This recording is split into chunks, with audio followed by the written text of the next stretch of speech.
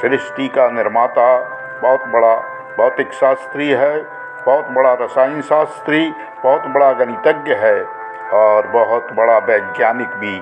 वह मास्टरों का मास्टर है। यह तो हम सभी जानते हैं। पृथ्वी सौरमंडल का एक हिस्सा है और आप इस पृथ्वी पर एक सैटेलाइट की तरह हैं। आपका शरीर एक उपग्रह की तरह है जिसमें आपकी आत्मा जीवन की यात्रा पूरी कर रही है। तो आप इस सौरमंडल से बाहर नहीं हैं। प्रत्येक ग्रह का प्रभाव आप पर पड़ता है, यह स्वयं सिद्ध है। विधाता के सारे नियमों का पालन संपूर्ण ग्रह उपग्रह कर रहे हैं। आप भी उसी परिधि में आते हैं। सबका अपना चुंबकीय क्षेत्र है, सबकी अपनी अपनी गति है। हमारे सारे सौरमंडल के ग्रह सूर्य से रोशनी लेकर ऊर्जा प्राप्त करते हैं। हमारे दैनिक जीवन में ऊर्जा के जितने स्रोत हैं, प्रत्यक्ष और अप्रत्यक्ष रूप से सूर्य ही उनका मुख्य स्रोत है।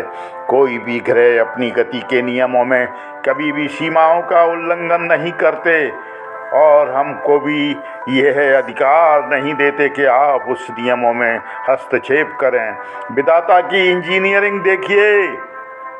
हमारे सौरमंडल की रचना में उसकी इंजीनियरिंग का कमाल साफ देखने को मिलता है।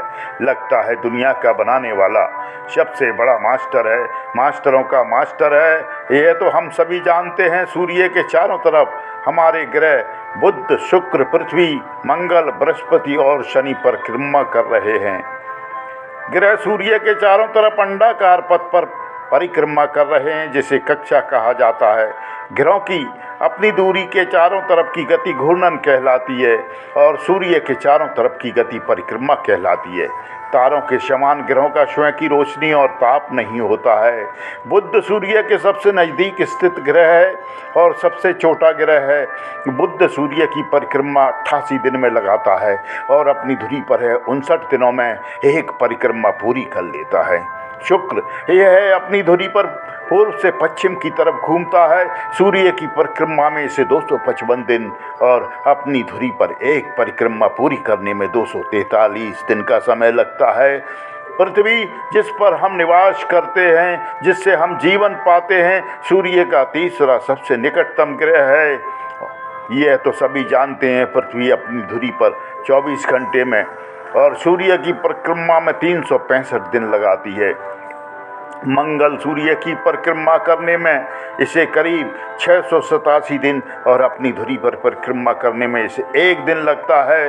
बृहस्पति सौरमंडल का सबसे बड़ा ग्रह है। सूर्य की परिक्रमा करने में इसे 11 वर्ष और 11 माह का समय लगता है और अपनी धुरी पर 9 घंटे 56 मिनट में एक परिक्रमा पूरी कर लेता है।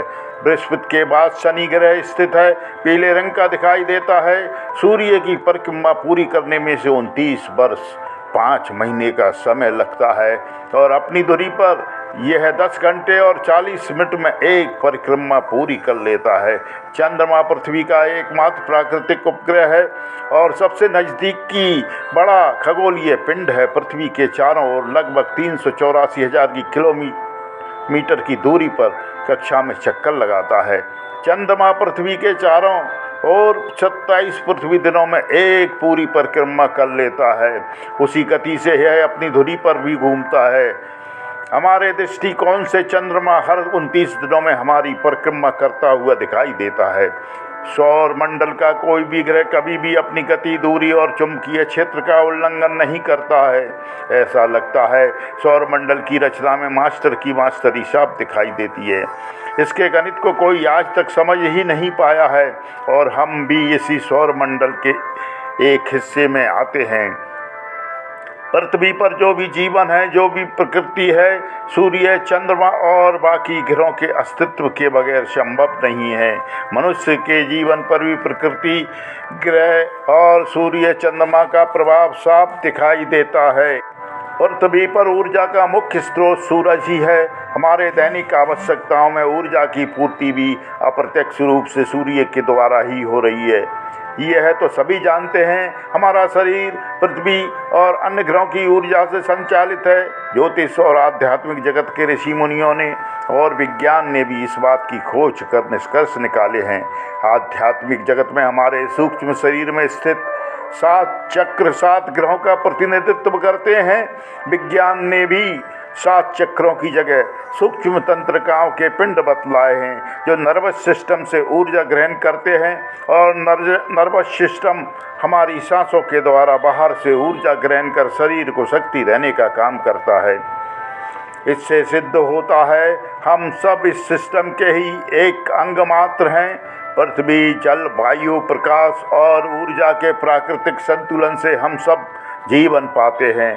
प्रत्येक प्राणी को प्रकृति के साथ संतुलन बनाकर चलना चाहिए, उसके नियमों को पालन करना चाहिए।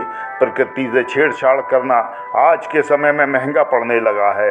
हमें प्रकृति का मित्र बनकर उसका संरक्षण करना चाहिए, उससे दोस्ती करना चाहिए, दुश्मनी नहीं। उसके अपने नियम हैं जिनका उल्लंघन प्रकृति कभी नहीं करती है। हमें भी वह उसके नियमों में हस्तक्षेप करने की इजाज़त नहीं देती। सूरज रोज़ सुबह आकर आपकी खिड़की पर खड़ा होता है। एक दिन सूरज नहीं आएगा तो क्या होगा सोचिए। चंद्रमा घटना बढ़ना छोड़ देगा तो क्या होगा। आपको सब समझना होगा। पृथ्वी से जल समाप्त हो जाएगा तो क्या होगा। पृथ्वी से जंगल समाप्त हो जाएंगे, जीव जंतु समाप्त हो जाएंगे तो क्या होगा। हर जगह छेड़छाड़ करना छोड़ना पड़ेगा।